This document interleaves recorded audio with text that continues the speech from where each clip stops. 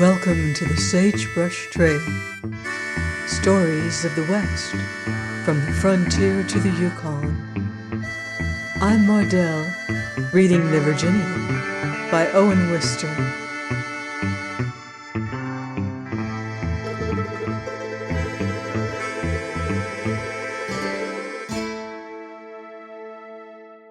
Chapter 30. A Stable on the Flat. When the first landmark, the lone clump of cottonwoods, came at length in sight, dark and blurred in the gentle rain, standing out perhaps a mile beyond the distant buildings, my whole weary body hailed the approach of repose. Saving the noon hour, I had been in the saddle since 6, and now 6 was come round again. The ranch, my resting place for this night, was a ruin, cabin, stable, and corral. Yet after the 12 hours of pushing on and on through silence, still to have silence, still to eat and go to sleep in it, perfectly fitted the mood of both my flesh and spirit. At noon, when for a while I had thrown off my long oilskin coat, merely the sight of the newspaper half crowded into my pocket had been a displeasing reminder of the railway and cities and affairs. But for its possible help to build fires, it would have come no farther with me. The great levels around me lay cooled and freed of dust by the wet weather, and full of sweet airs. Far in front, the foothills rose through the rain, indefinite and mystic. I wanted no speech with anyone, nor to be near human beings at all. I was steeped in a reverie as of the primal earth. Even thoughts themselves had almost ceased motion. To lie down with wild animals, with elk and deer, would have made my waking dream complete, and since such dream could not be, the cattle around the deserted buildings, mere dots as yet, across separating space, were my proper companions for this evening. Tomorrow night I should probably be camping with the Virginian in the foothills. At his letter's bidding, I had come eastward across Idaho, abandoning my hunting in the Sawtooth Range to make this journey with him back through the Tetons. It was a trail known to him and not to many other honest men. Horse Thief Pass was the name his letter gave it. Business, he was always brief, would call him over there at this time. Returning, he must attend to certain matters in the Wind River country. There I could leave by stage for the railroad or go on with him the whole way back to Sunk Creek. He designated for our meeting the forks of a certain little stream in the foothills, which today's ride had brought in sight. There would be no chance for him to receive an answer from me in the intervening time. If by a certain day, which was 4 days off still, I had not reached the forks, he would understand I had other plans. To me it was like living back in ages gone, this way of meeting my friend, this choice of a stream so far and lonely that its very course upon the maps was wrongly traced, and to leave behind all noise and mechanisms and set out at ease slowly with one pack-horse into the wilderness made me feel that the ancient earth was indeed my mother, and that I had found her again after being lost among houses, customs, and restraints. I should arrive 3 days early at the forks, 3 days of margin seeming to me a wise precaution against delays unforeseen. If the Virginian were not there, good, I could fish and be happy. If he were there but not ready to start, good, I could still fish and be happy. And remembering my Eastern helplessness, in the first year when we had met, I enjoyed thinking how I had come to be trusted. In those days I had not been allowed to go from the ranch for so much as an afternoon's ride, unless tied to him by a string, so to speak. Now I was crossing unmapped spaces with no guidance. The man who could do this was scarcely any longer a tenderfoot. My vision as I rode took in serenely the dim foothills, tomorrow's goal, and nearer in the vast wet plain the clump of cottonwoods. and still nearer my lodging for tonight, with the dotted cattle around it. And now my horse neighed. I felt his gait freshen for the journey's end, and leaning to pat his neck, I noticed his ears no longer slack and inattentive, but pointing forward to where food and rest awaited both of us. Twice he neighed impatiently and long, and as he quickened his gait still more, the pack horse did the same. And I realized there was about me still a spice of the tenderfoot. Those dots were not cattle, they were horses. My horse had put me in the wrong. He had known his kind from afar and was hastening to them. The plainsman's eye was not yet mine, and I smiled a little as I rode. When was I going to know, as by instinct, the different look of horses and cattle across some 2 or 3 miles of plain? These miles we finished soon. The buildings changed in their aspect as they grew to my approach, showing their desolation more clearly, and in some way bringing apprehension into my mood. And around them the horses, too, all standing with ears erect, watching me as I came. There was something about them. Or was it the silence?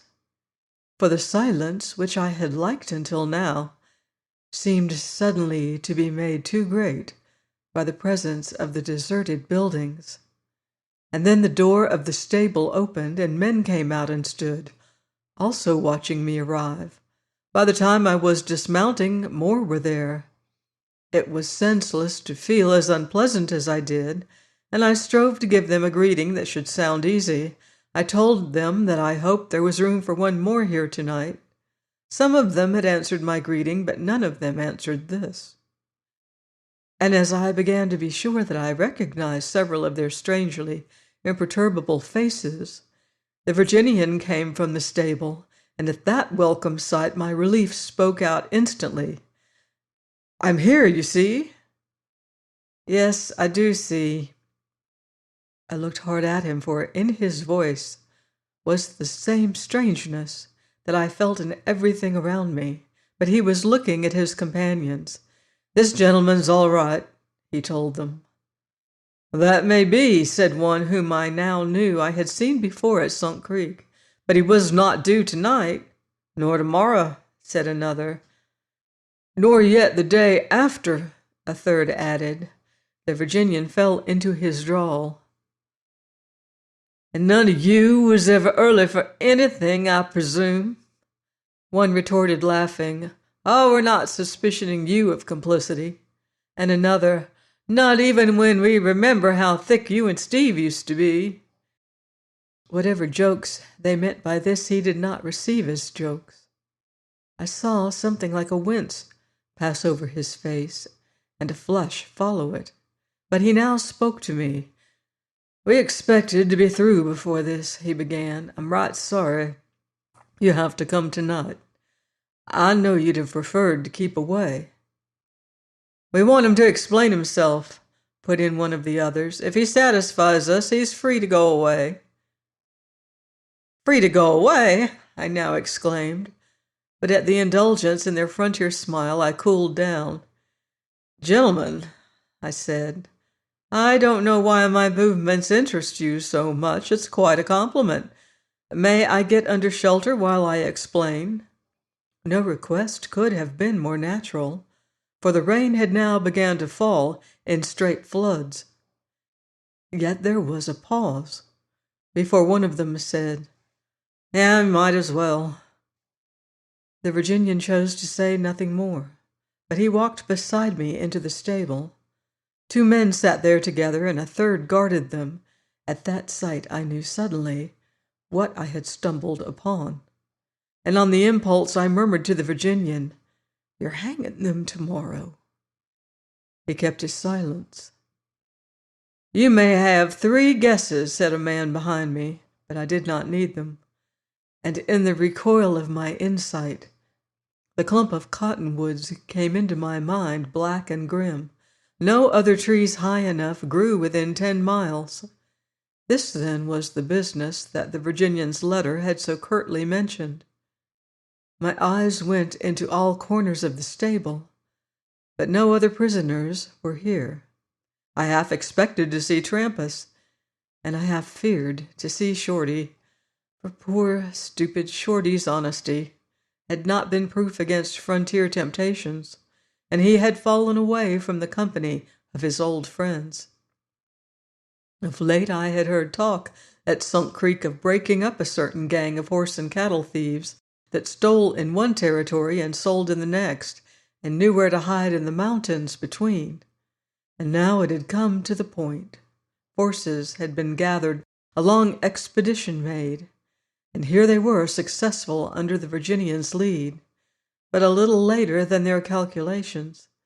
And here was I, a little too early, and a witness in consequence. My presence seemed a simple thing to account for, but when I had thus accounted for it, one of them said with good nature, "So, you find us here, and we find you here. Which is the most surprised, I wonder?" "There's no telling," said I, keeping as amiable as I could, "nor any telling which objects the most." "Oh, there's no objection here. You're welcome to stay, but not welcome to go, I expect. He ain't welcome to go, is he?" By the answers that their faces gave him, it was plain that I was not. "Not till we're through," said one. "He needn't see anything," another added. "Better sleep late tomorrow morning," a third suggested to me. I did not wish to stay here. I could have made some sort of camp apart from them before dark, but in the face of their needless caution, I was helpless. I made no attempt to inquire what kind of spy they imagined I could be, what sort of rescue I could bring in this lonely country. My too early appearance seemed to be all that they looked at. And again, my eyes sought the prisoners. Certainly they were only two. One was chewing tobacco and talking now and then to his guard as if nothing were the matter. The other sat dull in silence, not moving his eyes, but his face worked, and I noticed how he continually moistened his dry lips. As I looked at these doomed prisoners, whose fate I was invited to sleep through tomorrow morning, the one who was chewing quietly nodded to me. "You don't remember me?" he said. It was Steve. Steve of Medicine Bow. The pleasant Steve of my first evening in the West. Some change of beard had delayed my instant recognition of his face. Here he sat, sentenced to die. A shock, chill and painful, deprived me of speech. He had no such weak feelings. "Have you been to Medicine Bow lately?" he inquired. "That's getting to be quite a while ago." I assented.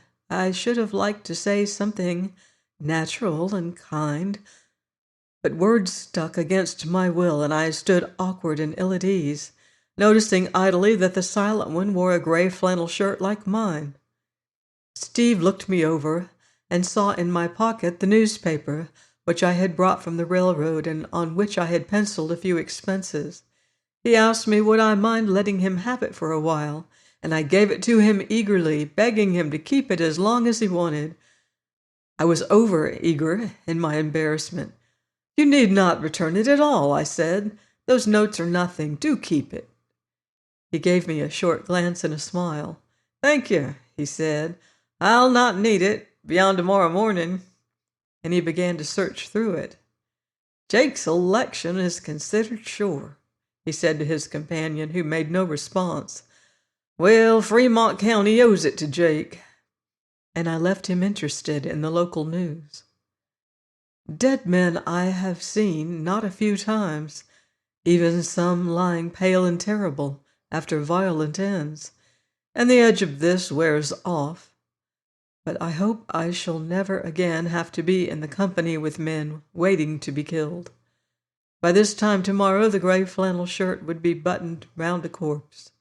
Until what moment would Steve chew? Against such fancies as these I managed presently to barricade my mind, but I made a plea to be allowed to pass the night elsewhere, and I suggested the adjacent cabin. By their faces I saw that my words merely helped their distrust of me, The cabin leaked too much, they said. I would sleep drier here. One man gave it to me more directly. If you figured on camping in this stable, what has changed your mind? How could I tell them that I shrunk from any contact with what they were doing, although I knew that only so could justice be dealt in this country? Their wholesome frontier nerves knew nothing of such refinements, but the Virginian understood part of it. I am right sorry for your annoyance, he said, and now I noticed he was under a constraint very different from the ease of the others. After the 12 hours' ride, my bones were hungry for rest. I spread my blankets on some straw in a stall by myself and rolled up in them. Yet I lay growing broader awake, every inch of weariness stricken from my excited senses, for while they sat over their counsels, whispering cautiously, so that I was made curious to hear them by not being able. Was it the names of Trampas and Shorty that were once or twice spoken? I could not be sure. I heard the whispers cease and separate. I heard their boots as they cast them off upon the ground, and I heard the breathing of slumber begin and grow in the interior silence. To one after one, sleep came, but not to me. Outside, the dull fall of the rain beat evenly, and in some angle dripped the spouting pulses of a leak. Sometimes cold air blew in, bearing with it the keen, wet odor of the sagebrush. On hundreds of other nights this perfume had been my last waking remembrance. It had seemed to help drowsiness, and now I lay staring, thinking of this. Twice through the hours, the thieves shifted their positions with clumsy sounds, exchanging muted words with their guard. So often had I heard other companions move and mutter in the darkness and lie down again. It was the very naturalness and usualness of every fact of the night, the stable straw, the rain outside, my familiar blankets, the cool visits of the wind, and with all this the thought of Steve chewing, and the man in the gray flannel shirt that made the hours unearthly and strung me tight with suspense. At last I heard someone get up and begin to dress. In a little while I saw light suddenly through my closed eyelids, and then darkness shut again abruptly upon them. They had swung in a lantern and found me by mistake. I was the only one they did not wish to rouse. Moving and quiet talking set up around me, and they began to go out of the stable. At the gleams of new daylight which they let in, my thoughts went to the clump of cottonwoods, and I lay still with hands and feet growing steadily cold. Now it was going to happen.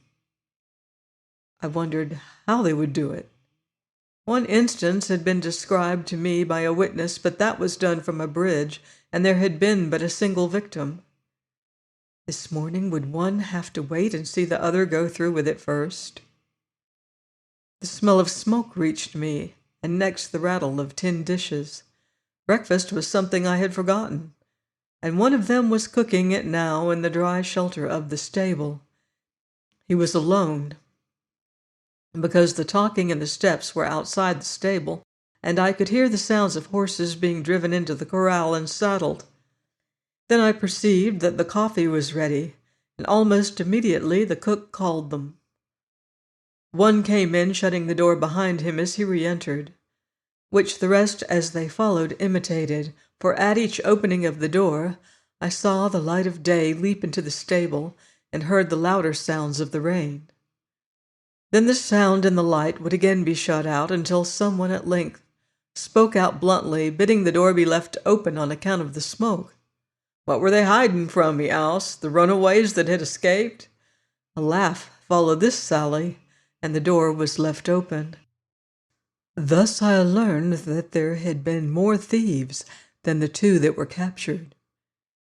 It gave a little more ground for their suspicion about me, and my anxiety to pass the night elsewhere. It cost nothing to detain me, and they were taking no chances, however remote. The fresh air and the light now filled the stable, and I lay listening while their breakfast brought more talk from them. They were more at ease now than was I, who had nothing to do but carry out my role of slumber in the stall. They spoke in a friendly, ordinary way, as if this were like every other morning of the week to them. They addressed the prisoners with a sort of fraternal kindness, not bringing them pointedly into the conversation, nor yet pointedly leaving them out. I made out that they must all be sitting round the breakfast together, those who had to die and those who had to kill them. The Virginian I never heard speak, but I heard the voice of Steve. He discussed with his captors the sundry points of his capture. "Do you remember that haystack?" he asked, "way up in the South Fork of Gros Ventre?" "That was Thursday afternoon," said one of the captors. "There was a shower." "Yes, it rained. We had you fooled that time. I was laying on the ledge above to report your movements." Several of them laughed. "We thought you were over on Spread Creek then. I figured you thought so by the trail you left after the stack. Saturday we watched you turn your back on us up Spread Creek. We were snug among the trees other side of Snake River. That was another time we had you fooled." They laughed again at their own expense. I have heard men pick to pieces a hand of whist with more antagonism. Steve continued, "Would we head for Idaho? Would we swing back over the divide? You didn't know which. And when we generaled you on that band of horses you thought was the band you were hunting, we were a strong combination." He broke off with the first touch of bitterness I had felt in his words. "Nothing is any stronger than its weakest point." It was the Virginian who said this, and it was the first word he had spoken. "Naturally," said Steve. His tone in addressing the Virginian was so different, so curt, that I supposed he took the weakest point to mean himself, but the others now showed me that I was wrong in this explanation. "That's so," one said. "Its weakest point is where a rope or a gang of men is going to break when the strain comes. And you was linked with a poor partner, Steve." "You're right, I was," said the prisoner back in his easy, casual voice. "You ought to got yourself separated from him, Steve." There was a pause. "Yes," the prisoner said moodily. "I'm sitting here because one of us blundered." He cursed the blunderer. "Lighting his fool fire queered the whole deal," he added. And again he heavily cursed the blunderer. The others murmured to each other various I-told-you-sos. "You'd never have built that fire, Steve," said one.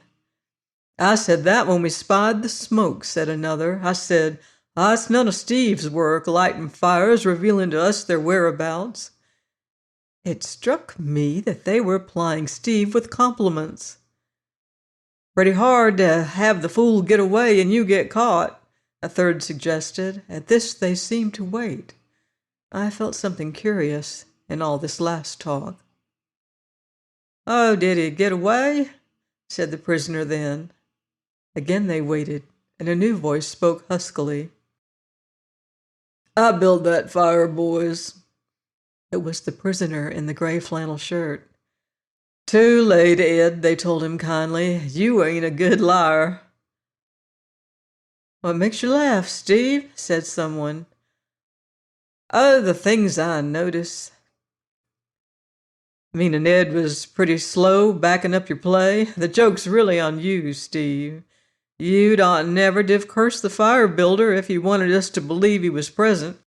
But we'd have not done much to Shorty, even if we had caught him. All he wants is to be scared good and hard, and he'll go back into virtuousness, which is his nature, when not traveling with Trampas." Steve's voice sounded hard now. "You've got Ed and me. That should satisfy you for one gather." "Well, we think different, Steve. Trampas escaping leaves this thing unfinished." "So, Trampas escaped too, did he?" said the prisoner. "Yes, Steve, Trampas escaped. This time. And Shorty with him. This time. We know it most as well as if we'd seen them go. And we're glad Shorty's loose, for he'll build another fire or do some other foolishness next time. And that's the time we'll get Trampas." Their talk drifted to other points, and I lay thinking of the skirmish that had played beneath the surface of their banter. Yes, the joke, as they put it, was on Steve. He had lost 1 point in the game to them.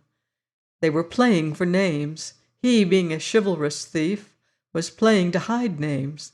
They could only, among several likely Confederates, guess Trampas and Shorty, so it had been a slip for him to curse the man who built the fire.